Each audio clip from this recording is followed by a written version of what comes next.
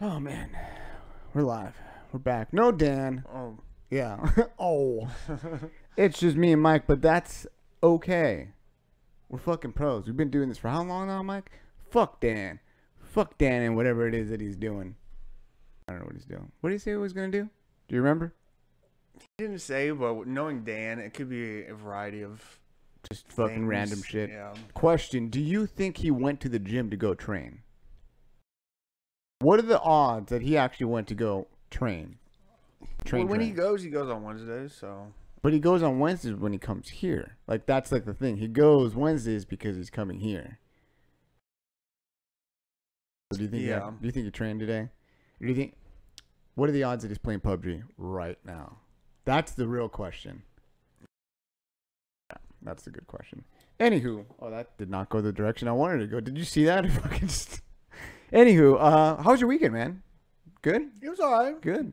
Tried to grapple a little bit, and then the you grappled successfully. yes. And then the aftermath was just, you know. I mean, the poison ivy is getting better, but it's not like Visually, from my perspective, it does not look as bad as it was a week ago, which is good. But after a week of steroids, I expect it to look a little bit better. So Yeah. Well, and the redness kind of. do you feel stronger? Oh yeah. You fucking just fucking jacked, just ready to flip over tables and shit. It's 0.5. Adjust it to 0.5. Shit. Well, I mean, at least you got a little bit better. You got some mat time in on Saturday. You gonna grapple this week? You put some time in on the mats? Questionable. Questionable, maybe. I have 3 more days of steroids before I have that decision to make. Yeah. So. Maybe hold off. I guess try to see if it'll like go 100% away and whatnot. Did you do anything else this weekend? I went running, and then Oh, that's exciting. yeah, I wanted to do things that like I haven't been doing in a while, like grappling and running. And then Did you play volleyball? Tuesdays are volleyball. Did you do it on Tuesday? Yes. Oh, all right. Well, good then. That sounds like a good fucking week. We did what we had to do, right? Mhm. There you go.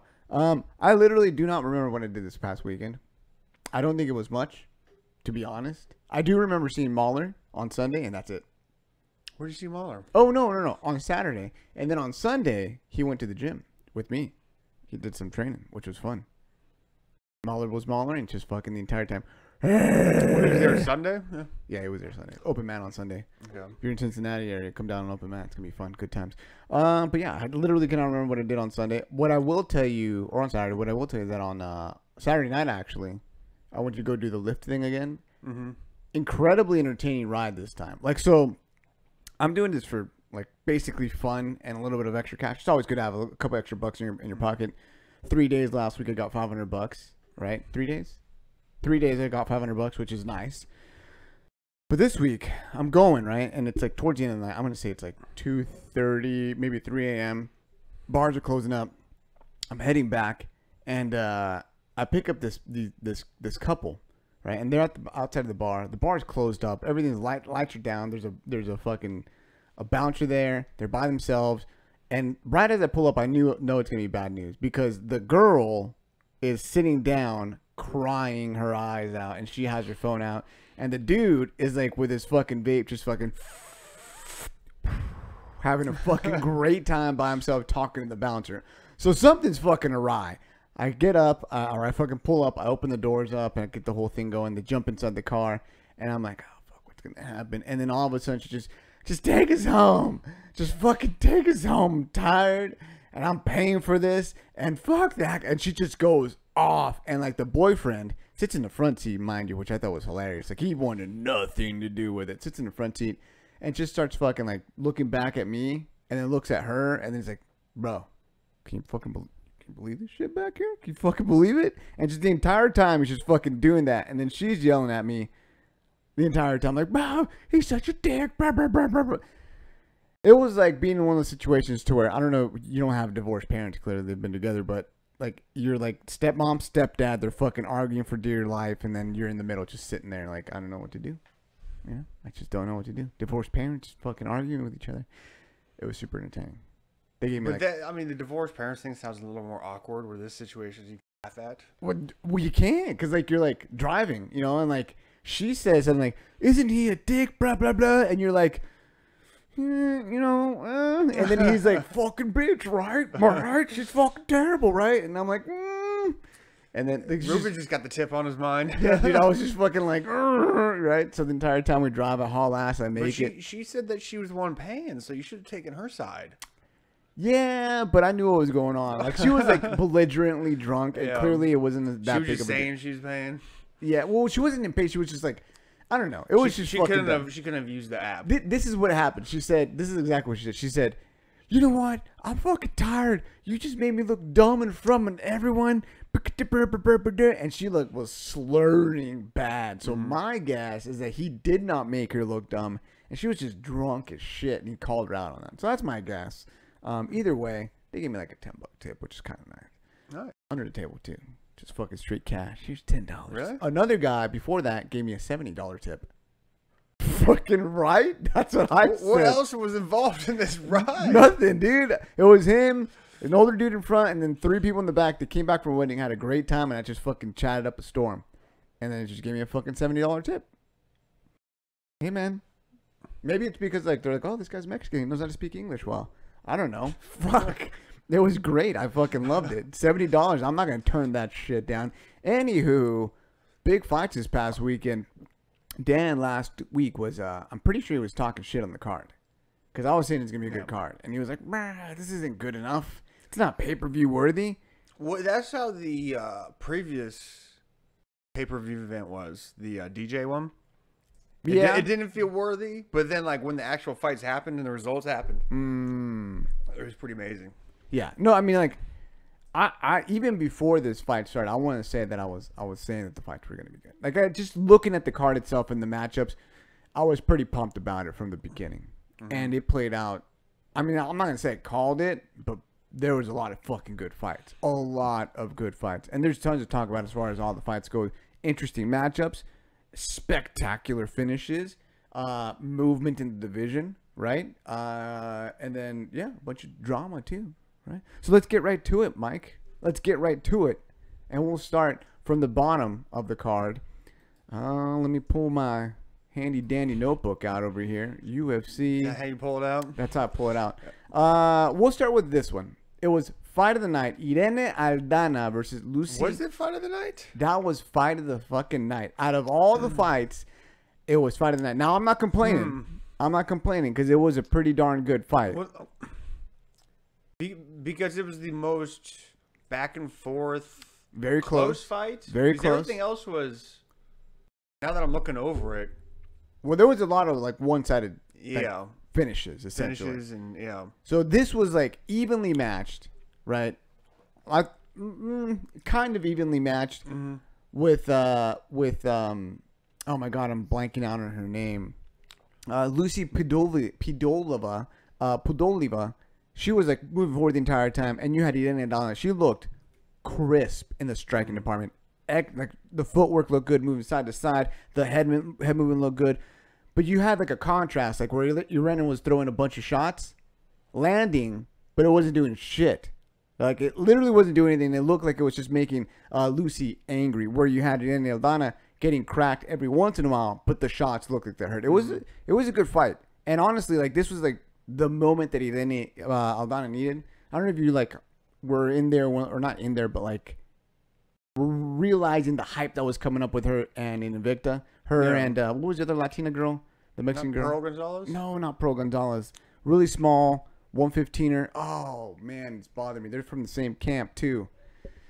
Anyway, there was a lot of hype coming in on that, and they both kind of faltered. And this is, I think, Irene's big showing that she's had. The first real big showing. Yeah, I was going to say, this was the only fight that I saw of hers that I was actually impressed. Yeah, she's had 3 in the UFC. In Invicta, she looked pretty fucking solid. But that's Invicta. I feel like it's and although it is kind of the same competition, it's still a different show. So she's 2-2 now in the UFC, and she looked pretty fucking good. Did you think that earned fight of the night? Looking under the criteria of a long fight, a close fight, normally a fight that's not a quick KO win, yes, definitely was the best fight.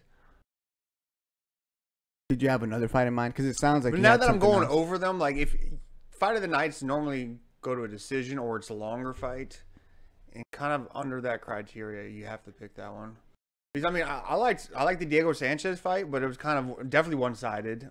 Yeah, that was a lot of definitely the fights were fun, but yeah, it was. I think it's fair. It's fair, and honestly, I definitely think it was better than the Dodson Rivera fight. That's the only fight I didn't watch, and from everyone that's telling me, like, it's just not worth watching. Like, it's I mean, kind of a snoozer. I don't know. Both of the guys were pretty excited, and I think I picked that to be fight of the night. I think that was the one I picked for fight of the night.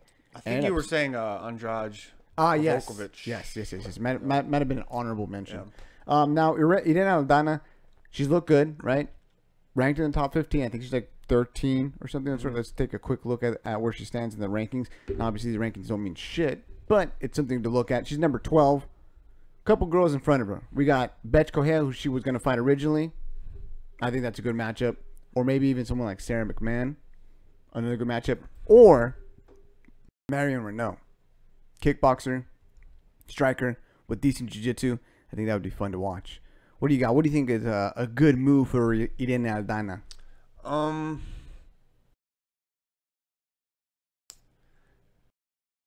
Marion Renault is probably a little too much of a leap for her. I say Betch Correa. Betch. Yeah. They were supposed to fight, like on this card too, and she ended up pulling out because of some kind of injury. I'm not exactly sure what it was, but she ended up pulling out. But either way, Irene Aldana looked good. I think Betch is kind of a come forward kind of fighter too, and I think it could meet in the middle, which is fucking throw down. Yeah, I was actually watching a video of like Ronda Rousey's mannerisms, like off of like a body language analyst. It was really weird, like a really good video. And they played a replay of the face-off between her and Betch Correa. And man, Betch Correa is probably one of the most intense people in a fucking stare down ever. Yeah. Dude, she's got the big, like, angry eyes, and then she just wears the angry expression very fucking well. Anywho, on to the next fight. Let's go ahead and move on. A feel-good fight, a feel-good moment. Jim Miller making a comeback. This was a feel good moment in like a lot of aspects for Jim Miller. This was kind of crazy, dude. He's 4-fight losing streak. 4-fight losing streak. Always the guy that we like to watch fight, regardless of who he's fighting. Right? He always comes on, puts a show, whether he wins and loses. Ends up winning the fight in pretty quick fashion. It was like 2 minutes in. Yep. Let's take a look at the time. 1 minute and 29 seconds comes in. And starches Alex White, gets the rear naked choke after, cracking him and beating him down, some ground and pound. He looked good. He looked real good. And he gets on the mic and he starts talking about the Lyme disease. I've known about this, but I don't know anything about Lyme disease. But apparently it's like debilitating. And he's just now being able to go ahead and train seriously and train like he's like a professional athlete, in other words. And he looked fucking great. He says this is the best he's trained or felt since like his last win. I mean, there was like a bin of people that the MMA fans had put in, like the Jake Ellenberg, the Diego Sanchez, the Jim Miller, and it was all, should we be, happy these guys are fighting, like, as MMA fans? Yeah. And, like, we thought Jim Miller was in that box of people, and he's not, like... He looked good. It could just be the Lyme disease. I mean, he never really looked like he got dominated. He wasn't getting, like, clipped with a little tiny hit, like... Ellenberger then going down. Yeah. But he just wasn't beating the better guys. And now it shows that maybe the Lyme disease really was bringing him down. And he really is a top 15 guy. So he contracted it in 2015. And he says that from that first year and on, he's never felt the same. Like, he hasn't felt the same. And just now, in this last training camp, he's kind of got things leveled out. And he's starting to be able to train like an athlete, right? Question is, though, is it that he's starting to be able to train right, or is it because he fought Alex White, who's nothing against him, but mixed results in UFC? This is the type of guy that he's supposed to be, Jim Miller. Well, he didn't starch him. He didn't like. Yeah, he did starch him. Definitely dominating. With Jim Miller, what do you do with that guy? Just give him like newcomers, build him up a little bit, or do you throw him in there right away? You throw him in there. I don't say a top 15 guy, but like in the top 20, 30 years range at lightweight. I mean, there's a ton of guys to fight. He's got the name where you could put him in a card and you're like, oh shit, Jim Miller's gonna fucking fight. Let's tune on in. You know, you could use him by himself and have like a newer guy come in there and kind of build him up if he wins, or just not necessarily pad, but help out Jim Miller's record a little bit. Or you can make it like a bigger fight, put it on the main event of a Fight Pass card, and throw him in there with like I don't know about a main event of a Fight Pass card, but you don't think so? No. Who am I thinking of? Orlando Venata. That would be a really good fight. That'd be entertaining. You know? That would be entertaining. Somebody in that, like, give him we don't have to keep throwing him these like newcomers. We can throw him a good fight, a good name. Orlando's actually like what, on a 3-fight losing streak? Yeah, right. Mm-hmm. He is. Damn, how the mighty have fallen, huh? He was like the next hype machine, next hype train after that. Well, he fought a bunch of good people too, so that's why he fought a. Well, did he beat Desmond Green? No, I don't think he did. I think he lost. Okay. I'm pretty sure he lost. That's another guy, Jim Miller. Has he fought Desmond Green? Desmond Green fights this weekend, actually. I think that's Desmond Green. Is that the one I'm thinking of? 155. Desmond Green, African American fellow, dreadlocks, kind of lanky-ish. 100% that's that guy. I want to check. I know you're talking about. You just got in that accident, but I think it was a different dude. Dude, 100% same guy. But anyway, dude, as a Jim Miller fan, as an MMA fan, I feel like if you are an MMA fan, period, you're a Jim Miller fan. It just goes hand in hand. Like if you like the sport, you're gonna like Jim Miller. He comes in, he shows up, and he's exciting. Watching him win and get emotional, and like just get that moment off of his fucking chest, was so damn satisfying for me on mine. Like I was pumped. I was watching with one eye closed the entire time, hoping that he didn't get fucking starched, hoping he didn't get clipped, and just we would have a sad story, and I would fucking be drinking my sorrows away. I was watching this one, and then I was like, fuck, if I get a double header of like sad moments with this guy and Diego Sanchez, I don't know what I'm gonna fucking do with myself. But Jim Miller comes out with a W, and yeah, he looks good out there while he's doing it. Now, speaking of the nightmare. We have a Des Green alert. There's more than one Des Green. No, there's not. The Desmond Green I'm looking at has not fought Venata. What is this? There's more than one Desmond Green? I'm telling you, I thought there was. No, this is nonsense is what this is. Doppelgangers. Watch, one guy's like white and the other guy's like black. No, I know they're both of just say color. They're both black guys. It's okay. Color. I call you white guy. You can call them black guys. It's all the same thing. Pretty sure they would call you white boy. Let's get it going though. Diego Sanchez at the top of the prelim card. It's Bobby Green. I'm thinking. Bobby Green is 100% different, man. Okay. Bobby Green versus Jim Miller. Bobby Green versus Jim Miller would be good. Yes. Desmond Green, I don't know. He's fighting this week against Marbek Taisimov, and we know how that's going to go. Marbek Taisimov's going to win. But yeah, I think against Bobby Green, that would be a good fight. And they both got that name, and they're both coming off those skids. Because I know Bobby Green was having some trouble. It was a draw against Venata, but he also has been kind of a skid too. I think he was like losing 3. Well, he got lost to Poirier for sure. Yep, he got knocked out. Yeah. Poirier, but that's title contender. He's basically a title contender. Now, we got Diego Sanchez versus Craig White. Another one of those situations to where I was watching the fight with one eye kind of open, kind of closed. You know, I was a little concerned, a little worried. We talked about that. I feel like we talk about Diego Sanchez like about once a month and talk about like punch drunk people and like people that should have been taking a lot of fucking damage. Dude, Diego Sanchez looked like Diego Sanchez that just won the Ultimate Fighter. Yeah. Came in there, guns a-blazing, pressed up hard against the fence, takedown ground pound the entire time. And it was like mauling ground and pound, yelling. It was whatever vintage nickname he adopted for this fight, he should keep that one. Oh yeah. Yeah. This was Diego. Yeah. This was that. That's what that was. Craig White though, 2 fights in UFC, both losses, newer, younger kid. I think it's a combination of both. Diego doing a little bit more of what he should be doing, and having like a younger kid. I know Rogan and especially DC, because DC's all about like just giving up your back and just standing up. Like if you have somebody in your guard and you haven't like thrown up 3 triangles within a minute, DC's like, you got to stand up. Get up. Just give up your back and stand up. Well, I don't think so. That's what Joe Rogan says. He's like, oh, this guy's really good off his back. He looked okay. Was he saying that about he said he was good off his back. He said he had a lot of submissions, and then DC kind of threw that shit out there to where it's like, if you're getting submissions outside of the UFC, that shit don't count. That shit don't count. And it was in Europe too. Yeah. But he looked okay off his back. But Diego was just too much. Diego was like a legit ground fighter, man. People forget that. Like, isn't he a black belt? I believe he's a black belt. But dude, when he first got into the UFC, that's what he did. He took you down and he fucked your world up with jiu-jitsu, wrestling, and ground and pound. That's what he fucking did.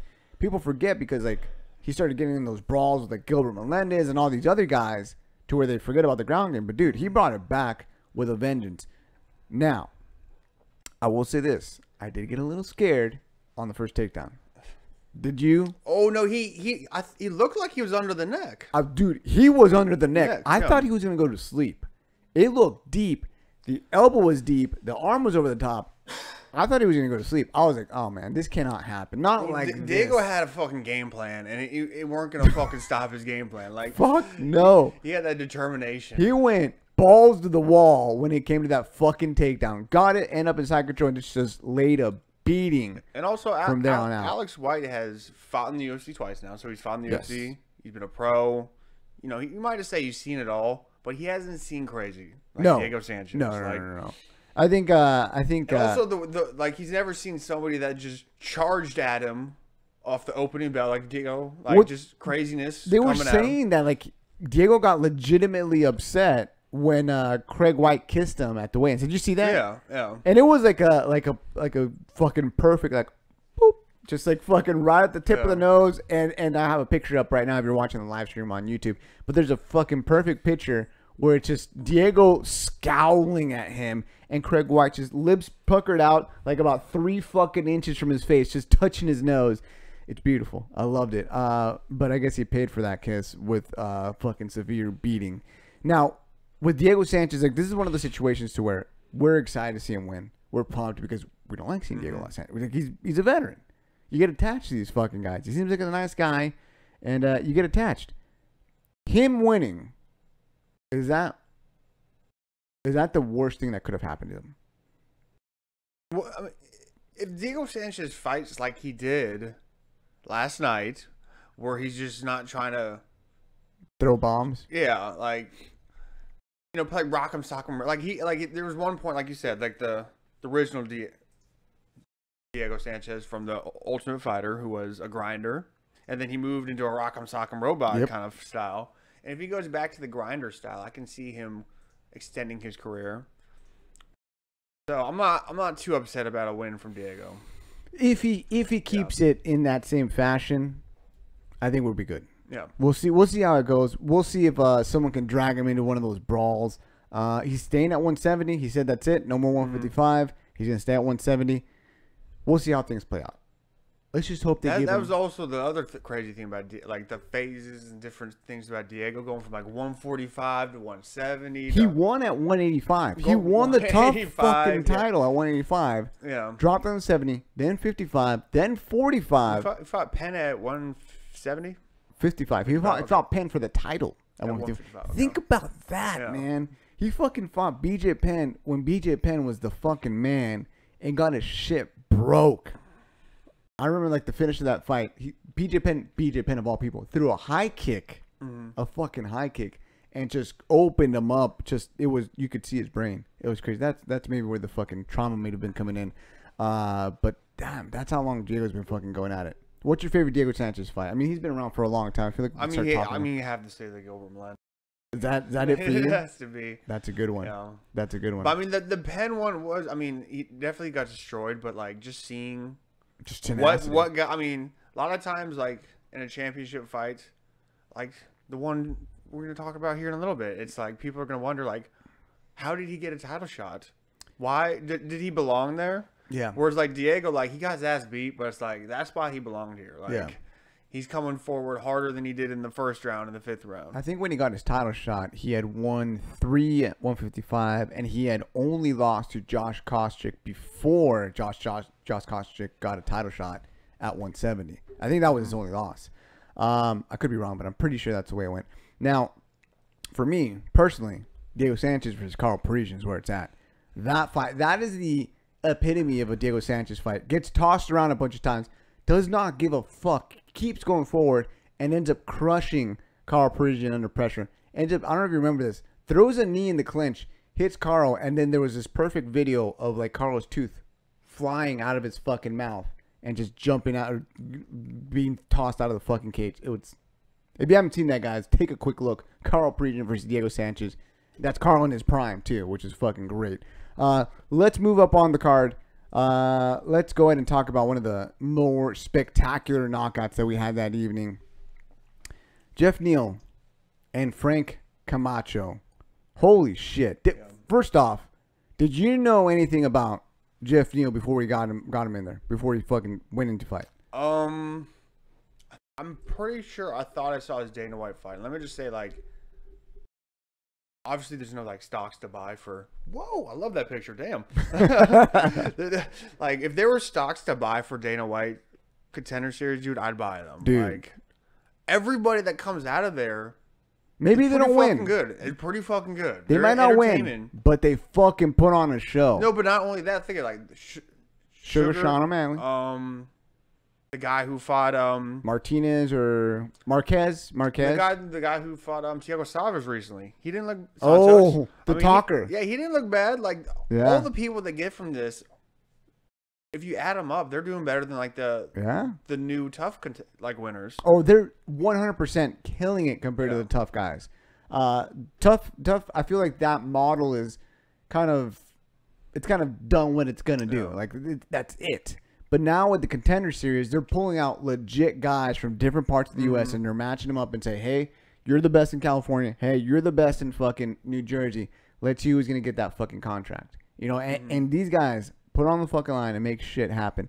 I love the Contender Series. It was my favorite thing to watch. Yeah, I do remember seeing his fight. And dude, he looked good. Yeah. Dude, in this fight against Frank Camacho. Now, listen. Props to Camacho. He was a madman, took some fucking big time damage, ate them up like fucking sandwiches for, I'd say, I don't know, 2 rounds. Yeah. Just before he got the head kick and sent him into the Darklands. He interdimensional travel via head kick. That's what that shit was. Dude, he hit him so fucking hard and it was just instantaneously out. Jeff Neal walked away, walk off KO. It was beautiful. It was fucking beautiful. Now, the thing is, it's 170 pounds. That's a fucking tough division. That's a real tough division. And I don't think we saw a lot of striking and a lot of good foot movement or footwork and a head movement and just overall striking prowess. But I don't think we saw any strike or any grappling, did we? No. Do you remember? Now, I don't remember the Dana White fight. Was there grappling in this Dana White Contender Series fight? Should we worry about that? We can just see favorable matchups. I mean, he's new. At this point, you can just give him favorable matchups. Sugar Shane treatment. I mean, I don't think he's got the mic skills though. What are you trying to? I'm just, hey man, listen. Sugar Show hasn't had that favorable treatment. They were decent. They were like pretty nice. They weren't like Tyron Ware. That's a pretty decent matchup, right? Tough. Striker. But I mean, he is like striker. 22 years old. True. So listen. I'm not trying to talk shit on the Sugar Show, right? I like watching him fight. What I'm saying is, do we give him matchups that'll play to his strengths? Yeah. How about that one? Yeah. Is that what we're gonna do with him? Do we? I don't know if he's gonna be that big of a draw, like the potential of like Sugar Show. Yeah. But he doesn't have if that. He has that big of a gaping hole in his grappling, yes. He doesn't have that that initial like grab you type personality, like the fucking like, oh shit, this guy's fucking dope on the mic, you know? Yeah. I gotta remember, there was nothing he said in his post fight speech or interview that I was just that knocked me off my fucking chair. He can scrap. I'm fucking pumped to watch him fight again, though. And I think he didn't even get hurt, really. So I'm pretty sure they could throw him back in there quick. Yeah. So hopefully it'll give him a quick turnaround so we can see some more spectacular knockouts and excellent striking. Moving up on the card, good God, the first of 2 Suloov stretches. Aljamain Sterling, oh my God, dude, he hit a beautiful submission. So the Suloov stretch, for those of you that don't know, it's basically like a hamstring stretch. His was more of like a LCL, like it attacked the joints just because his opponent, Cody Stamann, was stubborn and didn't want to give up the position. But goddamn, that looked painful. I'm sorry, that I do not want any part of that kind of submission at all, not even a little bit. Also, did you know that this guy Aljamain Sterling walks around at about 168 pounds? Really? Yeah. Oh. Pretty fucking big.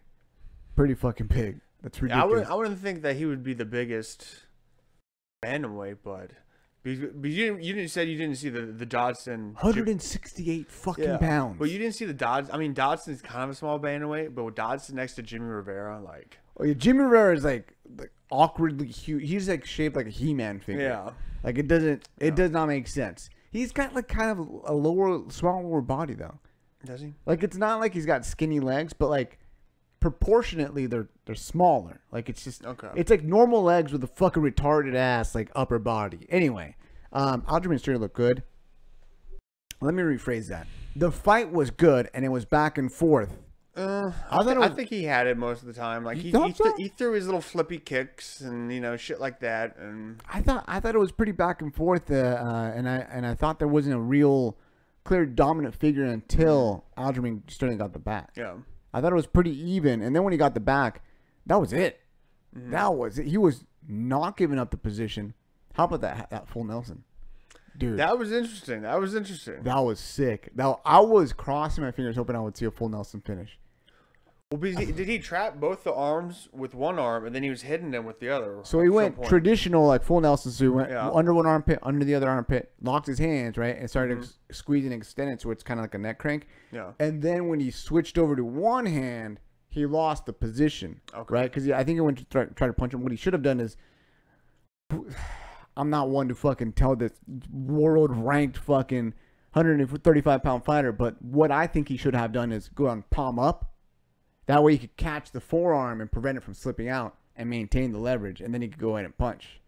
Either way, that was fucking cool. And that was just before the Suloov stretch.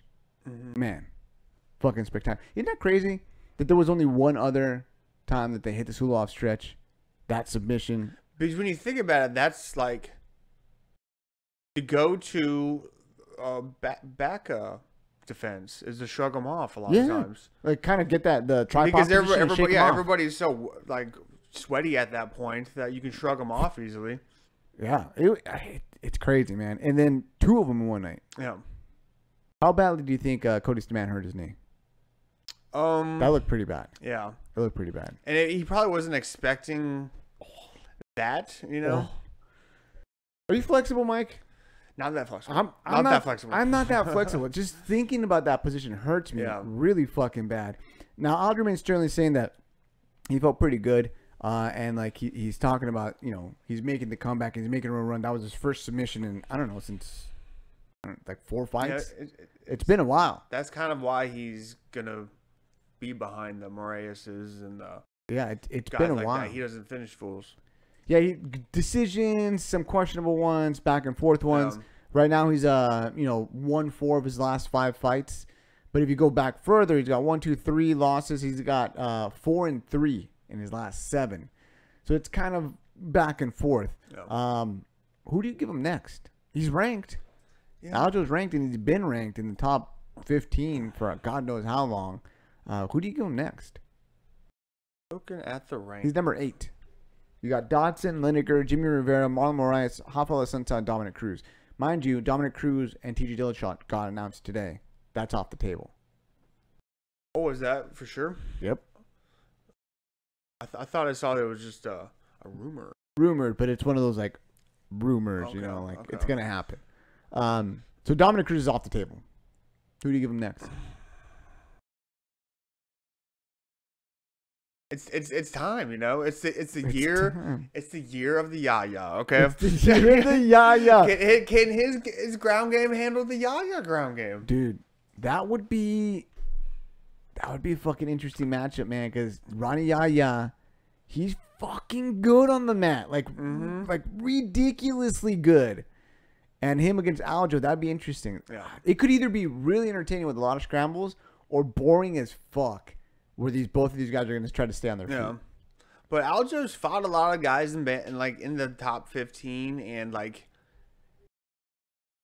because of his style, there isn't a standout matchup that would be amazing. But I think that'd be a good one. Out of the and Yaya's trying to gain some traction. He's trying to gain some ground, and he made an effort to go ahead and call out the champ, which I thought was a little ridiculous. Let him do his thing. I mean, he didn't know at the time, but it is the year of the Yaya. It is the year of the Yaya. But dude, I think that'd be a good one. 15 versus number 8, and then it'll give Aljamain Sterling, if he wins. Let's see, keeps that track record going. It gives Aljamain Sterling something to do while Dominic Cruz or Cody Garbrandt or whoever else frees up. And if Yaya wins, boom, there you got a brand new contender right there. It'd be good. I would be okay with that. That's actually a good call. Let's move up on the card. Let's keep going. Let's keep it going. Tatiana Suarez is Carla Esparza. I want to say that all three of us called this exactly how it fucking turned out. Like I threw out there kind of being devil's advocate. Well, Carla Esparza's got some experience. Yeah. But dude, oh my God. Talk about a one-sided beating. It was Shebib, or Tabib. What do you want to call her? The female Khabib, Tatiana Tabib. Tabib. Dude, man, it was just brutal, ruthless beating. There was like, I'd say about like 10 seconds, maybe 2 or 3 different times in 10-second increments where I thought Carla Esparza might be able to do something, where she defended the initial takedown. But goddamn, Tatiana Suarez is ruthless. She's got incredible takedown ability. Her awareness on the mat, the ability to transition past the guard, end up in dominant positions is incredible. The power she can generate off of ground and pound. This is the first time I've ever seen ground and pound like that from anyone in any female division. Think about anyone else in the division. Like, I'm not talking about like standing striking, because you got Amanda Nunes, Chris Cyborg, all that kind of stuff. But on the ground, I don't think there's anyone out there that can produce as much power as Tatiana Suarez can on the ground. You'd definitely have to go up to like weight divisions. Yeah. Like a Sarah McMahon or something. But even then, like Sarah McMahon, like think about all of her fights. When does she ever had like finishing ability? Yeah, it's more of a like she has the physically capable of doing it. She'll hold people down, but it's never a situation where we're like watching like, oh, they're gonna stop it. Oh, they're gonna stop it. Like, it's not a one-sided beating. No. I was incredibly impressed, and the thing is too with not only the performance, but it's who she did it against. People talk shit on Carla Esparza, like, and we all kind of, I feel like she doesn't get a lot of respect because of how she lost the belt, and she's been up and down. But she's tough. Yeah, she's tough, and that's a really good fucking win. How far do you think Tatiana Suarez goes? Like, does she make it to the belt? Does she fight for the belt soon? Like, what do you think of her overall performance? Where do you think she's headed? To be real honest, I think the strawweight division is strawweight, right? Strawweight, yeah. 115. 115. The strawweight division is going to be in flux for a while. I definitely think Rose can hold it. I think Rose could lose to Andrade. I think Rose could lose to Suarez. I think any of those three could win it. I think somehow JJ could. I mean, out of those three, I think, or four, if you had JJ in, I'd put her at the lowest chances of getting the belt back. But even her can get the belt. Dude, there's I feel like there's a couple people that could swap out back and forth. But from like 10 to like 3, it's pretty tight. Yeah, it's pretty tight. I mean. And they haven't updated the rankings, but Tatiana Suarez was coming in at number 9. Carla Esparza is number 6. Well, they did update it. She's 4 now. Not what I'm looking at. Maybe the F5 button there, bud. They literally just updated it like right now. Did they? Really? They fucking did, because I had this uploaded upstairs. Okay. That's bullshit, making me look stupid, UFC. Yeah, man, she's number 4. Wow, she went up 5 fucking spots. Holy shit. Oh man, who do you get? You got to make Claudia Gadelha versus Tatiana Suarez is the fight to make. That's the fight to fucking make. Like that's the one you have to make. It's a legitimate fight. Claudia Gadelha beat Carla Esparza barely. Yeah. We were there. We saw that one. And Tatiana Suarez just fucking dominated her. But Claudia's more of like a. I feel like she's gonna put up more of a fight. I think I wouldn't say her. Obviously, they fought, and we found out that the Cookie Monster has a little bit better wrestling, but physically, I think she's a little less imposing as Claudia, where Claudia is not gonna get bullied as much. No. Claudia's so I think that's gonna, and I think jacked. Probably maybe her bottom game would be better. I think her bottom game will be a whole lot better. Yeah. I think Carla was just trying to get up. Yeah. She was throwing a couple things here and there, but she was just primarily trying to get up. Where Claudia will threaten, transition, and then get up. Mm-hmm. Threaten, transition, then get up. That's a very interesting matchup. And honestly, man, like I've been critical of the women's flyweight, strawweight, bantamweight divisions and talking shit about anything past soon number to be 10. Critical of the featherweight division. Yeah, I was pretty critical of anything past number 10, but to be honest, it's getting pretty interesting in women's strawweight. I'm kind of liking it. I'm kind of liking it a lot, and it's kind of bothering me that I'm liking it, to be honest. What do you do with Carla Esparza? It's kind of rough for her. She's dropped down number 8. There's a lot of people she can fight on here. I mean, Courtney Casey. Has she ever fought Watterson? No. That's the fight to make. Are they both coming off losses? No, Michelle Watterson just recently beat Courtney Casey. Yep. Yeah, no. Mm-hmm. Yeah, she ended up beating Courtney Casey via unanimous decision. I was going to say, she looked tiny against Courtney Casey. Courtney Casey's fucking enormous. She lost one of the rounds really big, right? And then she just wrestled her. Yes. But she ended up coming back. She ended up winning the decision. She got real emotional. I remember that. I always watch all the Karate Hottest fights. She's fucking gorgeous. How are you not going to watch those fucking fights? You kidding me?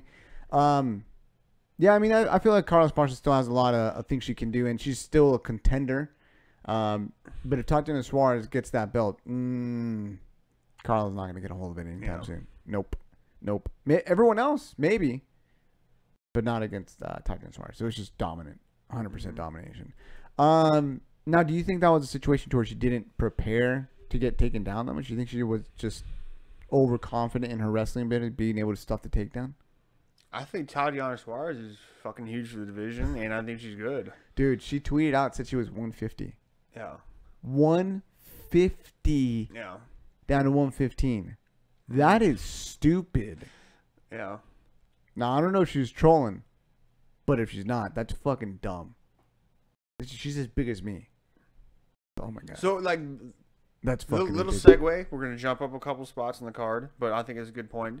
Talking about Nico not making weight. And I think I've made the decision now. Mm-hmm. I'm not gonna get mad at women for missing weight. From all like, remember when Kat Zingano was on the Joe Rogan podcast and like, come on, Ruben. There's women things that we don't deal with. Hey man, listen. That like, here's the thing that prevent weight loss. Here's the thing. Go ahead. You know what you can do to prevent that? This is me. I'm actually telling you what women can do. You go ahead and you get on the 3-year implant where it maintains and regulates your hormones so where you don't get a period. Option 1. Number 2, there's an implant that goes in the vajayjay. That's a 5-year implant that also regulates your hormones so you can actually track exactly when the period's going to come. Dr. Ruben knows all about the hormones. Bro, let me shove shit up your coach and call it a day. Let me explain something to you. When you're fucking Mexican and you have incredibly powerful fucking sperm to where you look at a woman and she gets pregnant, okay, you fucking study the shit out of birth control. Listen, I looked at Ivy wrong once and she got pregnant. She popped out a baby. Fucking 3 months later, I sneezed and she was pregnant again. All right, I know fucking birth control. Okay, I fucking know birth control. Other option, you could get fixed. I'm just saying. I'm just saying. You're in a professional sport. You're top of the division. You're top of the world. I'm glad you're the one to throw this information out there, Ruben. Fuck yes. Because also, I'm just trying to have empathy, and we found out earlier. You know, I have none. No, I have none. So what I'm saying is that I'm no longer going to be super critical of women losing missing weight, but men, it's full game on still. No. Yeah. Hey, man, we're in a society where men and women are treated equally, okay? Women have fought hard to be treated the same as agree. Men, okay? But so we aren't equals. Listen, you hate women just as much as you hate men. You understand me? Well, I'm coming at it from a different angle and saying that we're not equal, actually, and that's what the 100% fact is. Oh, man, get out of here. We can cut weight better. Fucking white knight over here. Get out of here. Get out of here with that fucking bullshit. All right. Before I fucking have an aneurysm when it comes to these topics, let's move on to some fucking knockouts. Another spectacular fucking knockout. Dude, this card produced so many damn finishes. It is ridiculous. By the way, that Tatiana Suarez fight ended up being a TKO in round 3. It was bad. Did you see Carlos Barca's face before we fucking move on? Good God. She looked like a little mini Shrek. It was terrible. Next fight. I think we also said that this was going to be another banger. And it was. Ended a lot quicker than I thought it would. Abdul Razak Al Hassan versus Nico Price. Dude, he slept him. Dude, Abdul Razak Al Hassan is Hector Lombard 2.0. Yeah. That's what he is. Able to make weight. Throws just as hard. Has fucking world-class judo. He's the man. And he seemed nice, too. He seemed really nice. We were talking earlier, I was untechnically describing how Karolina Kovacevic was looking while Jessica Andrade was punching her. I was calling she couldn't handle the heat in the street kind of look. Nico Price had that. I knew, like, I mean, what was the fight like?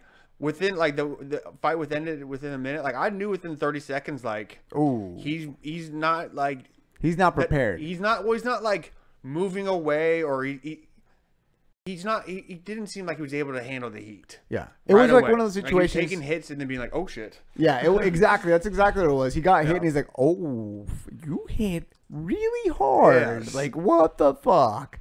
God damn. And listen, this is not the first time Abdul Razak Al Hassan is putting people down. Yeah. This is his thing. Like, this is what he's doing. He's got, I think, 10, I'm going to double check right now, 10 first round finishes. All the ones in the UFC are first round. Yes, 10 first round finishes. He's got one loss against Omari Akhmedov. Lost a split decision in Stockholm, Sweden. All the other fights, round 1, knockouts. That is ridiculous. So when you go in there to fight Razak, my boy Razak, you're going to get knocked out. Or you fucking win decision. One of the two. Ridiculous. Yeah. He's kind of like Melvin Manhoff-y. You ever see Melvin Manhoff fight? Yeah. Just fucking violent hooks nonstop. He's kind of Melvin Manhoff-y. Like a combination of Hector Lombard and Melvin Manhoff. I think that's what it is. I love it. I'm all about it, man. Yeah. Who does he fight next? I don't want to give him a ranked guy. I want to give him a fun fight. I don't want to give him a fucking ranked guy right now. Curtis Linder. Oh, dude. Your boy who don't like no jiu-jitsu. Dude, that would be a good fight. Yeah. Holy shit. Listen, Curtis, he looked a little sketchy out in Bellator, but since making it over here to the UFC, since his first stint in Bellator and getting on the regional circuit and making it over to LFA and all that kind of stuff and getting to the UFC, he's looked great, and he likes to scrap. Yeah. He likes to scrap. Man, that would be an incredibly entertaining fight. I don't know if his chin is going to be able to hold up. Like, I've seen him get knocked out in Bellator. I want to say it was a TKO. I'm not sure if it was TKO or a straight KO, but I know he's gotten put away via strikes in Bellator. So we'll see. Maybe it was like one of those situations where he kind of turtled up and shelled up and just wasn't ready for that. But who did he just fight recently? Oh, man, I got to look this up. Was it Max Griffin? Was it Thiago Alves? I can't. No, he knocked that. That's who he knocked out in his first fight. Thiago Alves. Thiago Alves is who for some. Yeah. Max Griffin. Who did he fight? If there was only some way, I think it was Max Griffin. Now we can look this up on some kind of device of some sort. Talking about the internet. Let's see, Curtis. If this will fucking select all. Oh nope, that's frozen. Okay, back over here then. Yeah, man, I think that's a good call. Curtis Melander and Abdul Razak Al Hassan. That is the one to make. I would love to see that fucking fight. Let's move on up. Yes. Let's fucking move on up the card. I didn't see this fight. So you're gonna have to tell me about it. You're gonna have to walk me through it. I stepped away momentarily for this fight. Jimmy Rivera, John Dodson. How was it? When there was action, it wasn't bad action. It's just that John Dodson's kind of like this low volume striker now. Like he picks his battles. Why? Why you do that? And I mean, they had exchanges, but when they had exchanges, I mean, they're both so quick. It's kind of, you don't know who you see it land, but it's like, okay, like Jimmy's landing a little bit harder. He seems. It was one of those kind of fights where there wasn't any moments that like defined. Yeah, I was about to say defining moments that where you could go ahead and say this guy. But like got it definitely seemed like Jimmy Rivera landed the bigger shots, and John Dodson had the not enough volume issue. John Dodson get cracked too. I'm surprised that he didn't land anything, especially considering that Jimmy Rivera just got knocked. Like he got slept. So I'm surprised that he didn't really go after him and try to put it to him. Interesting. I'm very interesting situation with him. So who do you give Jimmy Rivera then? Do you sit him off on the sidelines, let him like kind of wait and see how the division plays out? Because 135 is pretty crazy right now. Who? Cody's the fight. Oh man, is it too soon for Cody though? I mean, he just got knocked out. Like well, he got knocked out. The thing is though, like at bantamweight, it's like put on the fucking gloves, or you're not gonna be in the title race anymore. Like everybody's gonna like Moraes is gonna pass you. You know, what if Dominic wins? Cody, I mean, Dominic wins. TJ gets the immediate rematch, or does he? I don't know. See, that's what I'm saying. Like, there's such a fucking logjam. Like, Cody can't go have those kind of warm up fights right now, or he's going to be on the. He could wait it out. It was Max Griffin, by the way. It was. That's who Curtis Millender fought. Man, that's tough. That is a tough situation to be in. Like, if you're Jimmy Rivera or fucking Cody, like that's tough, man. You can't wait. You can't wait for things to play out, but you should wait for things to play out. It's like a catch-22, man. That's crazy. But I think you're right. I think that's the fight to make. Yeah. Unless they give Marlon Moraes Cody, that's another option too. That's another good fight. Yeah, that's another really believable option for that particular situation right there. Man, what about Dodson? Dodson's like, I feel like he's done what he's been able to do at 135. He got stifled by DJ at 125 2 times. New champion though. Now's the time to go down. Yep. He didn't. I mean, he's small for 135. Dude, like he's like kind small compared to Jimmy Rivera. He looks bloated. You know. You're right. Yeah, right. He's not. He's small, not fat. He's small, standing next to Jimmy Rivera, and he looks puffed up. Fluffy compared to Jimmy Rivera. I think he needs to go back down to 125. Yep. He has a lot of power for the division at 125. I still think he's probably one of the fastest guys at 125 too. Even though there's a million fast guys down there, he can make some shit happen. Get 2 big wins. Yeah. You're in the title shot. Who else is gonna get it? Like, put him up against Sergio Pettis. Done. He's gonna win that fight 9 times out of 10, I think. And there's also questions about why do you have that awesome hair then put it in braids? You know, like, did you see the like, fucking yes, hair? He looks like a clown. Yes, dude. Fucking look up a picture of Popeye in Blood In Blood Out. He fucking looks just like him. It's ridiculous. Yeah. And if you haven't seen Blood In Blood Out, fucking watch the movie. It's spectacular. It's one of my favorites ever. Mike's on it. Yes. All about the fucking gangster lifestyle. Anyway, yeah, I didn't watch this fight. I probably won't watch. Maybe if I'm like analyzing something down the line, but I probably won't end up watching that fight. Let's move on up and let's talk about the guy, your boy, Zabit Magomed Sharapov. Someone was saying Zabit, like they were like accentuating like Zabit. Weird. Zabit. It's just Zabit. Magomed Sharapov. Let me ask you a question. Do you think he looked great? Okay, I knew you were gonna get at this. I'm just asking the question. Put him out there. My thing is like, okay, put him out there. Somebody like Dodson, like we were just talking about, right? They have these rounds where they're like low volume, right? And they lose them, right? Mm-hmm. The beat was doing that low volume. Yeah. What's going on? Is he gonna lose this round? But then you start to realize the beat is better than these guys everywhere. So, like, he's going low volume, but he's not taking hits. And then once it hits the ground, He's better than them at the ground, so he wins. Like, and all these, like, he might be low volume sometimes, but in every circumstance, he's better than the person. He's not like low volume while taking shots to the head. He's low volume, feeling the guy out, hits him, gets him on the ground, finishes him. So I see what you mean that, like, it wasn't, like, super impressive, but, like, he never really lost any of the fight. He never got hit. He got, well. Yes, he didn't.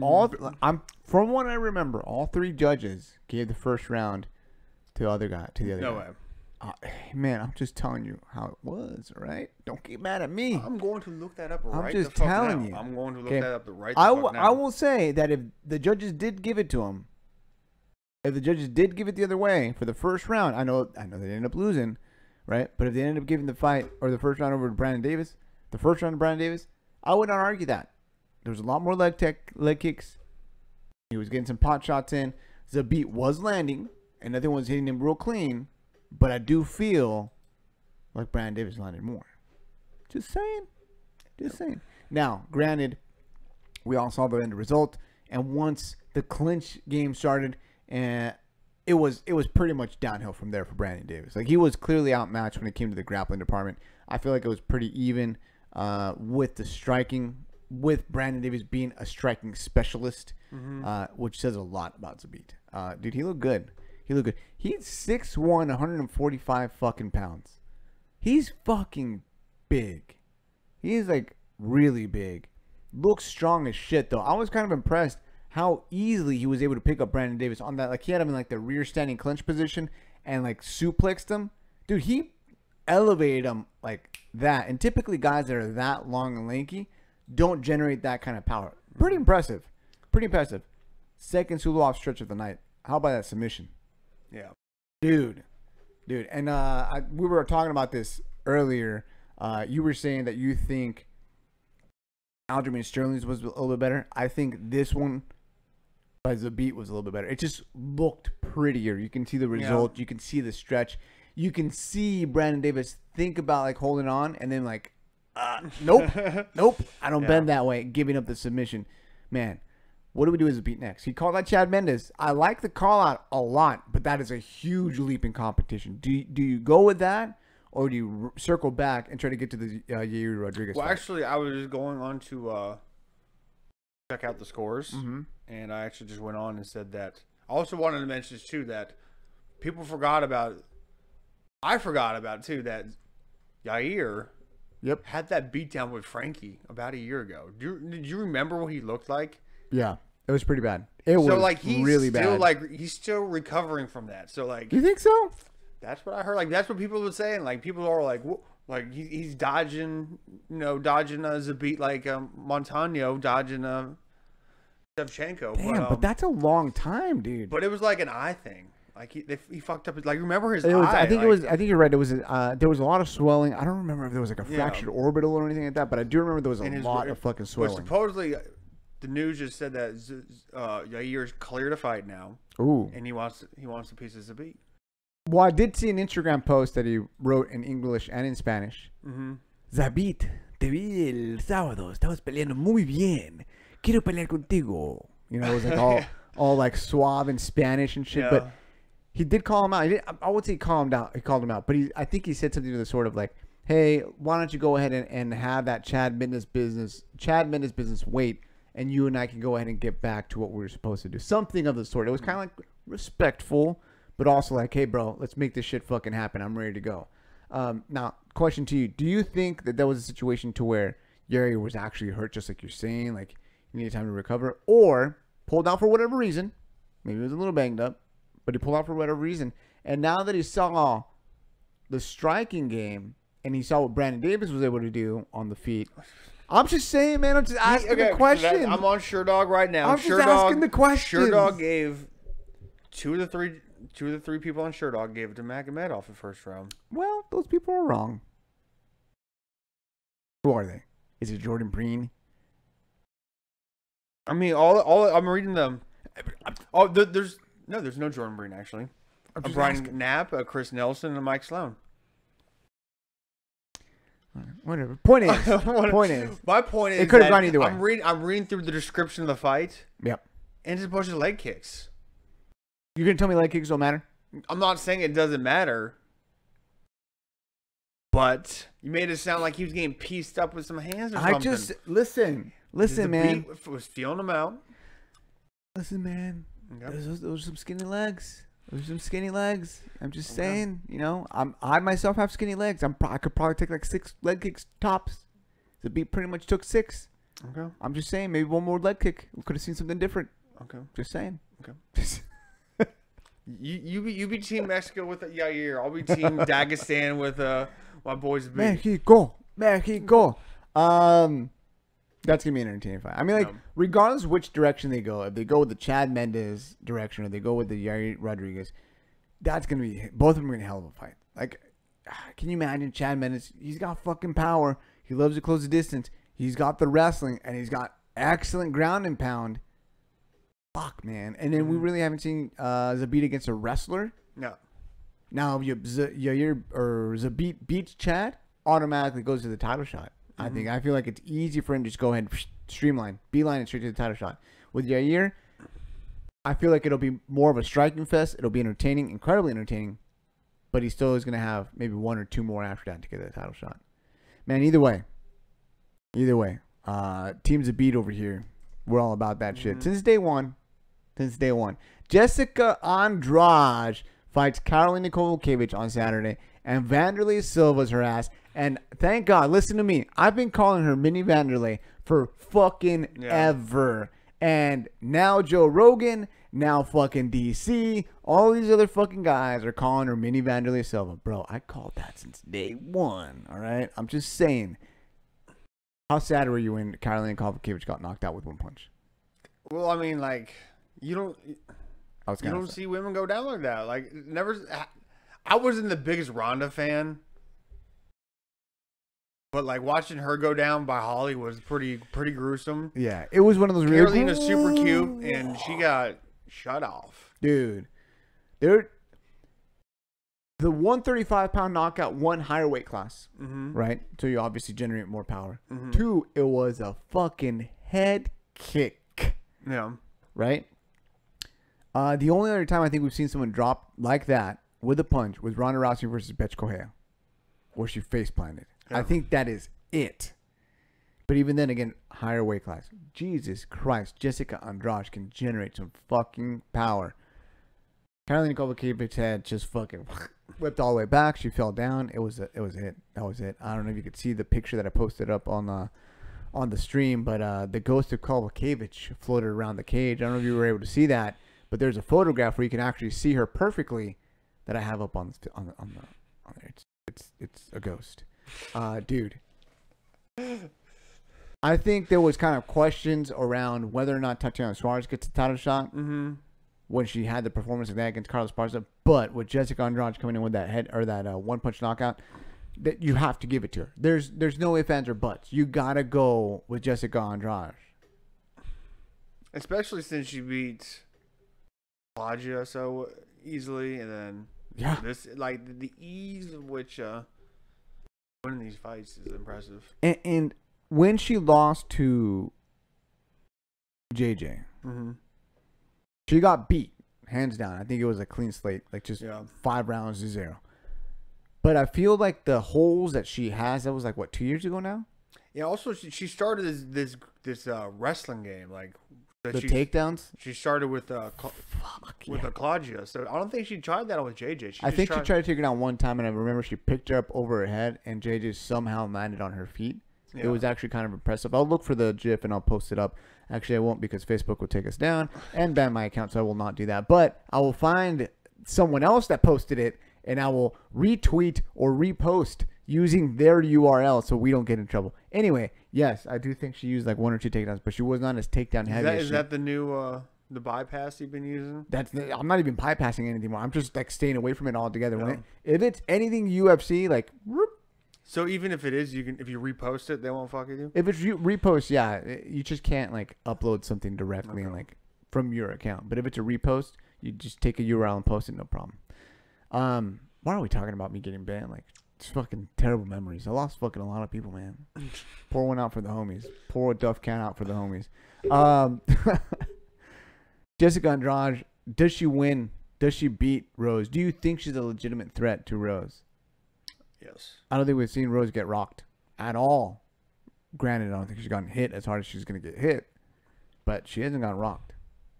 Well, that Vanderlei style that she brings, like, some girls, they don't react right to it. No. We don't know how Rose is going to react to that pressure, really. We were talking about this earlier, and we might have mentioned it on the podcast while we were like starting up, but there was definitely like a moment where Carolina got hit, and she was like, holy fuck. Mm-hmm. Like, it was a legit, like, holy shit, nobody has hit me this hard before. What the fuck do I do? Kind of backed up, and then she's like, fuck it. I'm going to go out my shield. And then she did. Mm-hmm. But I think she does have that power, man. It's crazy.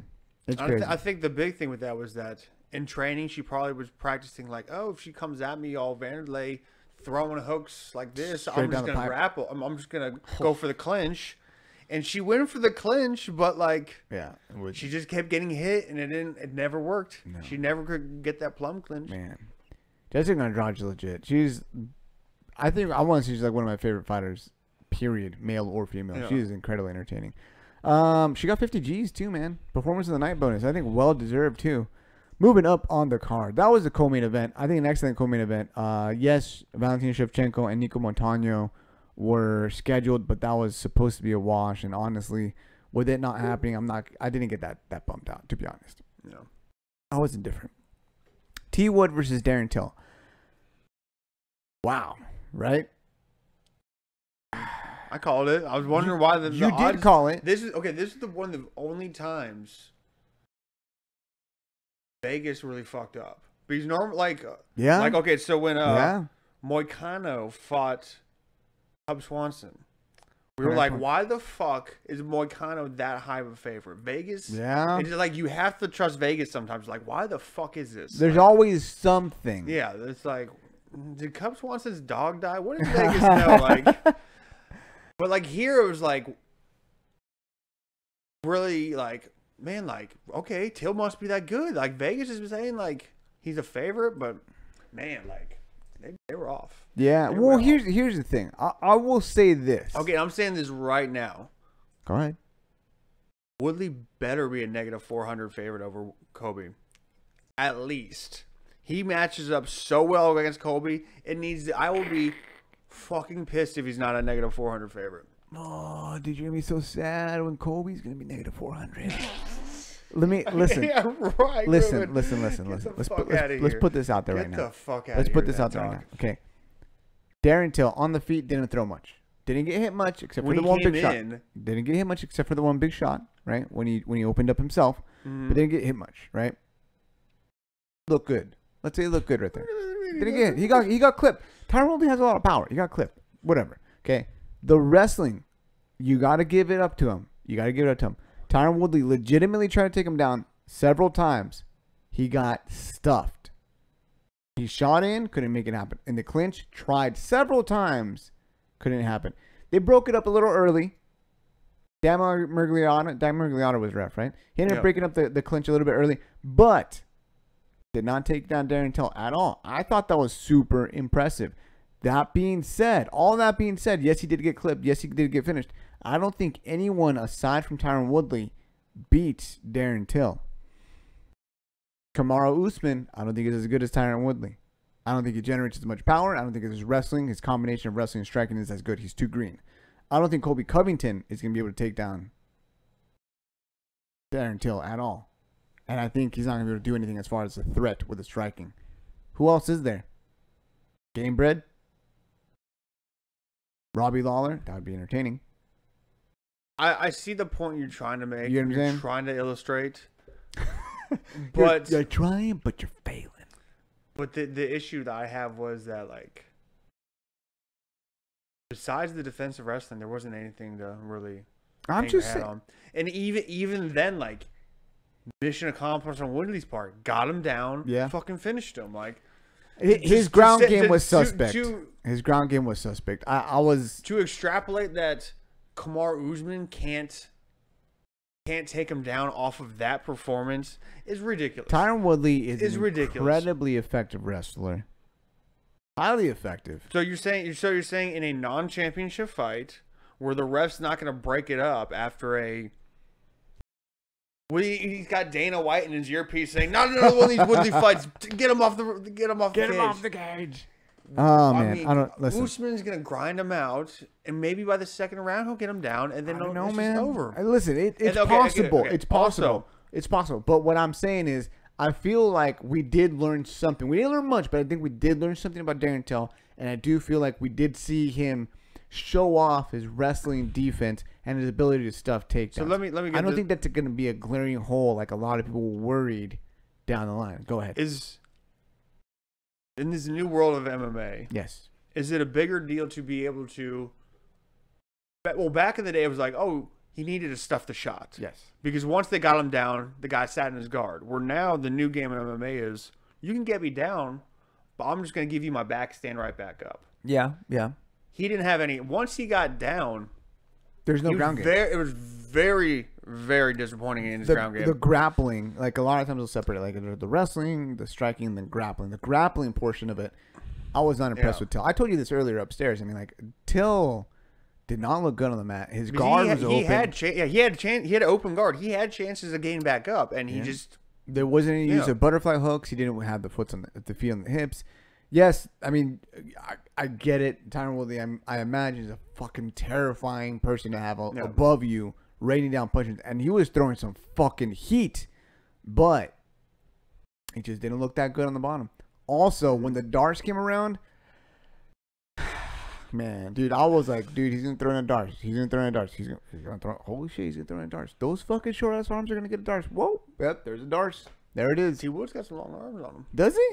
Remember, he's got as long legs and arms as Till. Till's got that big old that doughy torso of his. Yes. You're right. I did see that. Man, that was crazy. It was definitely crazy. Who beats Tyron Woodley at 170? Besides Colby Covington. GSP, if anybody. GSP? Yeah. I think GSP's ducking him. I think GSP's motherfucking ducking him. I think Kamaru is probably going to get a shot, lose, then come back and win. I think that's probably what's going to end up happening. And they'll probably end up doing like some kind of trilogy with those two guys. I feel like those two guys are definitely going to have something down the line. Woodley, I think striking is too good for Kamaru. Yeah, maybe. That's what I'm saying. He's too green right now. Kamaru is. But I feel like with a high level athlete as he is, I feel like he could pick that up. What's the fight to make? I mean, why am I even asking? We know what the fight is to make. We know what fight it has to happen now. You know, I know. And there's all know. Quotes that this dude's saying that it's going to be bigger than Conor Khabib. Hey, man, listen. He's calling Conor Khabib JV. Like, you should have seen these dudes. I saw. Listen. Step up weight class, be the varsity. Colby Covington kind of... I mean, if he plays his cards right. Okay, let me jump in here too. Also, like his cards, he was given so many softballs this past week. He went the Snoop Dogg shit. Like that's what I'm saying. Well, he talked shit on Snoop Dogg. He definitely went off on Snoop Dogg. He talks so much shit that people suck at talking around him that he gets even more material from like.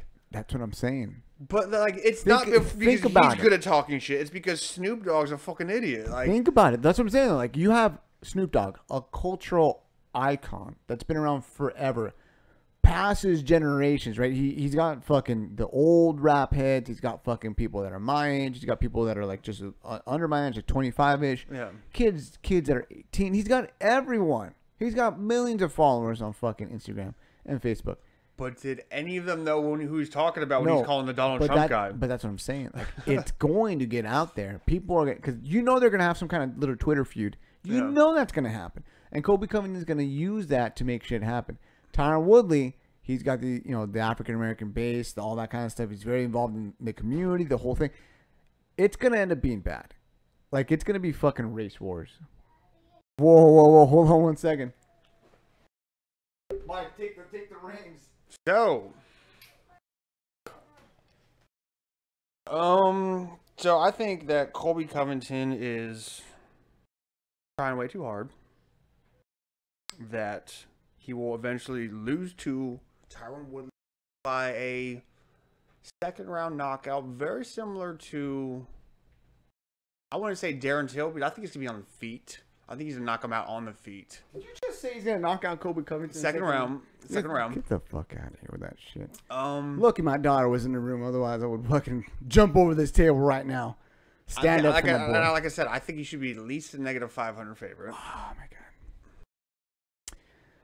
And how upset would you be if Colby maintains a good position, a good guard, has his hands up, good head movement, avoids the overhand, and just presses Tyron Woodley in the fence the entire fight and wins just by grinding him out. I love how you painted this picture of like, like, okay, that could happen. Oh, it definitely can. But at the same time, like, I don't understand how you root for these outcomes. Like, he's boring fighter. What? Let me ask you a question. He's got terrible mic skills, and like you're jumping on him like he's fucking gold. Don't be a soy boy, all right? Don't be a soy. Let me ask you a question. Let me ask you a question real quick. Goddamn question. What happened with RDA? Yes, you are right. He did press him against the cage. You did what you said, but it was also the worst fight of the night. Did he win? Let me ask you another question. Who's in the second round of the Bellator Heavyweight Grand Prix? A guy that has the exact same fucking type of fighting style. Your boy Chael. But guess what? Chael's actually good on the mic. We're going to have Chael fight, when is it? September 29th, I believe it is. Mm-hmm. Got Fedor. See, that's what I want to say. Like, Colby is like a bad, watered-down version of Chael, and you still like him. I'm just saying. And then Chael's going to win. And then you're going to have Colby versus Tyron. No. Hold up now. I don't have that much problem with Chael. Because Chael has a niche. He can talk well. Oh, he can talk great. I love it. Yeah. Colby doesn't fight fun. He's not fun on the mic. He's not fun in anywhere. Incredibly entertaining on the mic. You know why I like him so much? You want to know why? You know why I like him so much? Because he knows he's trolling all of you guys. And you guys get so riled up, and it's just fucking fueled. Look at your fucking eyes. You're so fucking pissed. It's so good. I fucking love it. Listen. No. What makes me mad? Your love for such a boring fighter. Like, the fact that Colby beat RDA wasn't so bad. It was the fact that it was so fucking boring, and then I had to hear it about you, and you're still like holding up the most boring fighter in the UFC as this fucking piece of gold. Long reigning welterweight champion. Oh man, you know what? I really wish I was in the bathroom when that fucking guy was calling you guys all virgins. Like, oh fuck, I just wish I could have seen your fucking reaction when you snapped at him, and he fucking the whole thing. I wish I would have seen that whole thing. Like, that's I do believe that if Colby Covington and Tyron Woodley fight, I do believe it's going to generate a lot of pay-per-views. I do believe it's going to... What? I'm telling you, man, it's going to pass like certain cultural boundaries. Oh, so this is what you're getting at right when your daughter walked out. Like, I'm just saying, I was going to get into it, but she came down here and started saying something about God knows what. You think there's going to be like Make America Great Again flags and hats and... I will guarantee Where are you going with this? I guarantee you that all the people that are on the left, black, white, African American, whatever, I think Colby is going to purposely just enrage that entire group, and that's going to have a huge influx of pay-per-views. You're going to have people that don't watch any MMA. They're going to tune in to watch the Trump supporter go down. Tell me I'm wrong. And I think you've blocked off about 50,000 people. I'm thinking you're talking about a 350,000 buy pay-per-view. I'm thinking seven. I think it's gonna be. Is the beat on this card again? I think it's gonna be huge, man. And listen, here's another thing too. I'm gonna tell you right now. I think with Tyron Woodley, because he's already really involved, even before the whole Colby Covington thing, he was already very involved with the African American community, pushing the issues of drugs in neighborhoods, the riots in Ferguson, all that kind of stuff. He was very much in the front line of that kind of stuff, and he's going to gather all the troops, and they're going to tune in to watch the racist guy get beat up. And then Colby's gonna round up all the MAGA people, and they're gonna fucking tune in to watch him fucking fight. Imagine if Trump tweets one thing out about fucking Colby Covington. Think about it. Okay, well, Just yeah. think about it. Just think about it, dude. Just all it takes is one fucking tweet. Just one. Oh yeah, it's all dawning on you now. Oh yeah. Listen, whatever. Oh, okay. Like I said, one of the most boring fighters in the UFC. Let me finish. One of the most boring fighters in the UFC. Not all that good of a shit talker. He says things that he's a troll. Yeah, he says He's trolly a mega things. troll. And you're right. Yep. He does the trolling well, but I'm not. None of his gimmicks, the fighting, the talking, none of it really clicks for me. If he does what you say, he's gonna keep it PC, but he's gonna step on that line. If he does what you say, he finally found something to. Let me ask you a question. Do you want to see him get beat up? Yeah. Would you pay to see him get beat up? But this is the thing that people always say, like, oh, you create the heel, the people come in and want to. But I don't think, like I said, like, he's not exciting a fighter. Yeah. What he says isn't as like, oh, I've never heard this. Like, it's just random douchebag speak. But if he does get the whole Trump tweet or anything like that, and then gets like, then he's succeeded. Like, this is where all of it accumulates.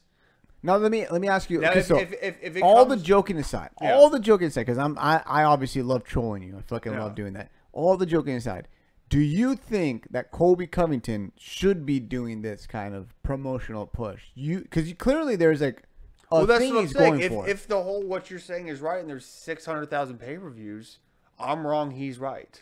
No, but should he be doing it? Should he be stepping on that line? So if he gets 200,000 pay-per-view buys, I'm obviously right, and I'm not saying he shouldn't be doing this, but what he's doing is not working. If he gets 400,000, let me rephrase it quick. Is it morally correct? Oh, I don't even. That don't fucking matter. Like, what do you fucking mean? Like, morally correct. I don't give a fuck. All right. As long as we're on the same page, we're good to go then. Yeah, I don't give a fuck about that. Like, but yeah, if he gets 400,000 pay-per-view buys, you're right. I'm wrong. What he's doing is working. But I don't think it's. He's gonna break 5. I don't think it's for sure. He breaks 5. He and Tyron will break 5. I will put money down on that. Okay. Okay. What do you do with Till? All this talk about Tyron Woodley. What do you do with Till next? I think George Masvidal bounce back fight. Incredibly entertaining. Good matchup of style. Yeah, those are good. That's good. That's a good pick because I haven't. When was the last time Masvidal fought? He fought. Was it Lawler? No, something like. No, it was before Lawler or after Lawler. I can't remember off the top of my head. I think it might have been Wonder Boy. Maybe it was Wonder Boy. I don't know. Either way, I feel like that would be an excellent matchup. A good stylistic matchup, entertaining, and it'll be good for both guys. It's a kind of matchup that Game Brit, I feel like, will get motivated for because he knows what kind of hype comes behind it, and I feel like that's the kind of fighter that he likes. I think like Miami, Florida Game Bred, and his personality type is gonna clash really well against Till. They'll be nice at first, and then they'll start talking fucking mad shit. And for then, sure, like, it's gonna be totally polar opposite types of mad shit talking. Oh yeah, it'll be the fight will be fucking good too. All right, that was UFC 228. 228. What grade do you give it? I think it was an A plus. Yeah, A plus. Yeah. It was really good in my personal opinion. Yes, we had that co-main fallout, but honestly, I could give a fuck. It was good. UFC makes their first trip. The UFC makes their first trip to Moscow this weekend. This is a big moment, man. They were not allowed in for a long fucking time. M1 Global was blocking them off. The government was not allowing shit to happen. I think Vladimir Putin has a fucking stake in M1 Global. I'm not 100% sure. But basically, they weren't getting in.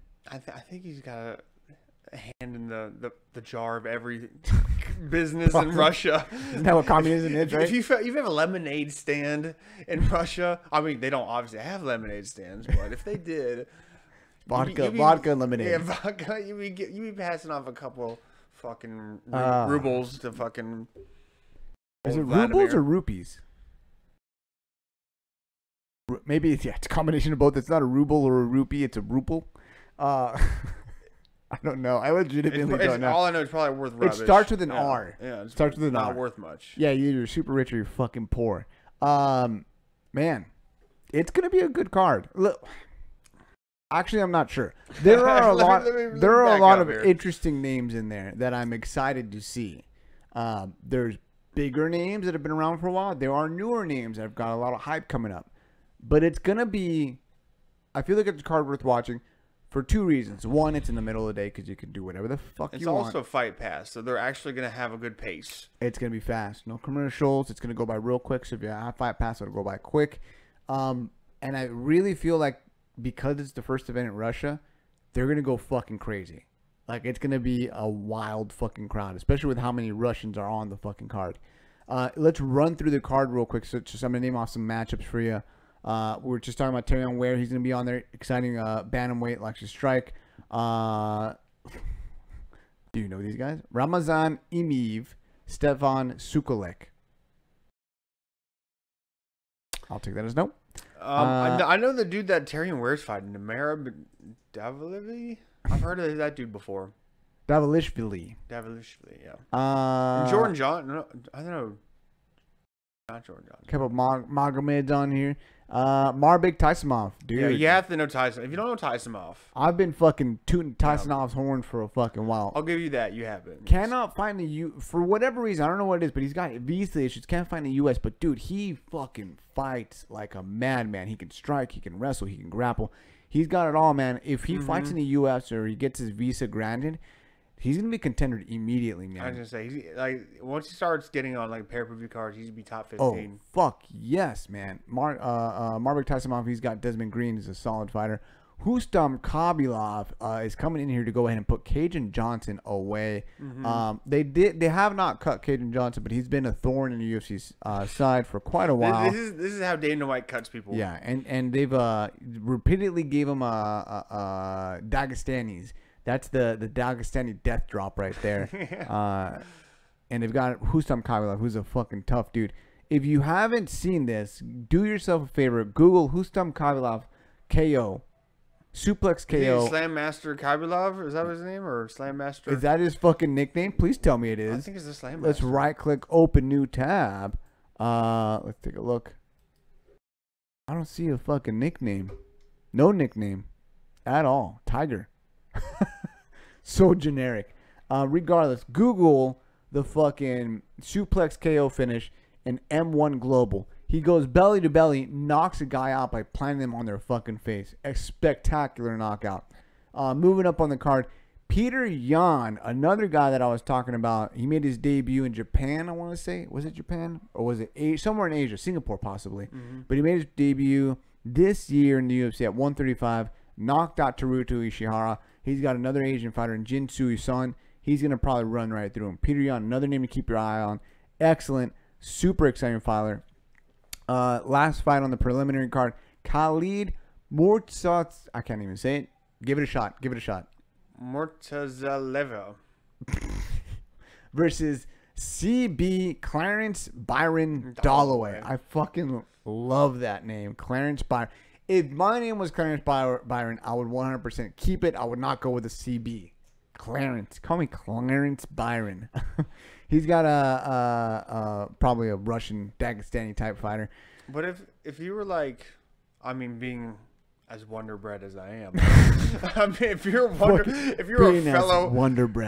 fellow super white guy such as Clarence Byron is, that's such a white name. You need to throw some flavor. Little flavor. He's like CB. Come on, man. Go ahead and fucking take a look at that picture I posted up of him. Throw a little bit of fucking mustard on that white bread. Come on.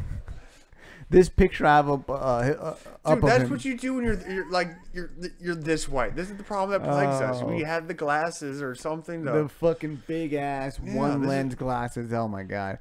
CB Dollaway's been entertaining though. He's changed as a fighter as the years have gone by, from straight wrestler to sort of wrestler striker to striker kind of knockout power to wrestler striker again. So he's got like an up and down, and he changes his style. So it'd be interesting to see how he comes out this time. Do we know if CB Dollaway's not getting the same a different route, but the same treatment as our boy Cajun Johnson? Gets KO'd by a fucking elevator. Yes, but he sues the hotel, not the. Okay, but I was gonna say, like, then he's getting all these weird fights from the UFC. He's then getting sent off the fucking. Dude, now that you mention it, his last fight was that really weird fight against Hector Lombard, where Hector Lombard dropped him and then hit him on the back of the head like once, and they called it a DQ because Clarence fucking. I won't say he faked it, but it looked a little suspect. A little fishy. But yeah, now that you mention it, that was a little weird, you know, a little weird. So maybe they are trying to give him the Cajun Johnson treatment. Not 100% sure though. Moving up on the card though, Alexei Kunchenko versus Thiago Alves. We know Thiago. I don't know much about Alexei, but he's Russian, Dagestani maybe. So you know he's gonna be fucking tough. Andrei Arlovski versus Shamul Abdurakhimov. I mean, I can't with these names. I can't. Too many syllables. Andrei Arlovski. I know that guy. I know that guy for sure. You know Shamil? I know he fought Chase Sherman. Yeah. Got quite a few fights in the UFC. 1, 2, 3, 4, 5. Not bad. And he's 3-2 in the UFC. 18-4 overall record. A lot of KOs and submissions. Could be a good fight. Jan Blachowicz versus Nikita Krylov. This is a real fight. Right here. Nikita Krylov is legit. Got cut from the UFC on a win streak. Do not understand why that happened. Do not understand. But he's back. Now that they're in Russia, he's back. Al Capone. I don't know if you remember this picture, but or if you ever looked at a Sherdog picture. Yeah. There's a picture of him wearing full on like trench coat, hat, and fucking gloves, and I think he has a Tommy gun too in his fucking profile picture. Take a look at that when you get a chance. It's spectacular. Main event. Second best Sherdog picture in the. Oh, yes. First is me, obviously. Mark Hunt versus Oleksiy Oleinik, the Ezekiel Master. Now, Oleinik has already stated that Mark Hunt's neck is too fat to Ezekiel. Did he say that? Yeah. So what a fucking champ. What a champ. Maybe he just trying to slow play it, so Mark Hunt's not, working the Ezekiel defense. But he said that his neck is too fat. Is it though? I feel like it might be. It might be easier to like jam the glove in there, like there's no room for the fucking glove to move out of the way. I don't know. I'm not an expert in the fucking. And have you ever seen some of bottom mount fucking Ezekiel I've never seen that, but have you ever seen some of his Instagram or social media kind of shit? Oleinik's kind of obviously he's a foreigner and he's not like. First off, he has an Instagram. Like I thought he was like. Well, it was. I've seen like from like MMA sites that put it up. Like he's kind of got a dry humor. Like he's obviously not like American culturized, but like. He seems kind of like a funny dude. Like he does kind of like post. I'm gonna search him. I'm gonna search him. I'm gonna fucking be. I mean, it's not gonna be like laughing out loud type shit, but it's like okay, there's something there. Like awkward fucking humor. Yeah, I'm all about that shit. There, yeah. So this could be one of those kind of things, or dude, 6-2 in the UFC. Oleinik? No. Nikita Krylov before he got cut. Oh yeah. That's crazy, man. That's crazy. Anyway, let's get back to it. Who you got in the main event? Mark Hunt's up and down. Mark Hunt is up and down. There's no other way of putting it. I gotta. I mean, Mark Hunt is so hard to take down. You don't need a takedown when you're Alexei Oleinik. Yeah. You pull bottom mount. You pull bottom mount. You pull bottom mount. I gotta give it. I mean, I love me some Oleinik, but he had the submission of the year last year for me. But I have to give it to Hunt. Hunt? Yeah. Let's see. Has won 2 of his last 5, dude. and has won 3 of his last 1, 2, 3, 4, 5, 6, 7, 8. Man, it's starting to turn back into that Pride record where he fucking started to get a lot of losses back to back. You know, he's not that young either. Actually, now that I think about it, he is. Mark Hunt? Yeah. He's old as fuck. He's old as fuck. It's correct. How old 41? 44. Okay. Holy shit. Well, Lennox what? Like 39, I'm guessing? Olenek looks like he's 60. He's got to be older than fucking 30. 41. 41. That looks about right. Man, this is the heavyweight division so fucking weird.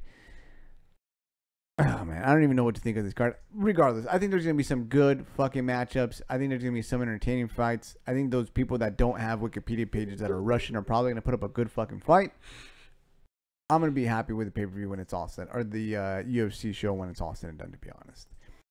Last note on the agenda. It's not even on the agenda, really, but I'm going to throw it at you. Did you see the Conor McGregor training video? I didn't listen to it with sound because I watched it at work. Did you watch it?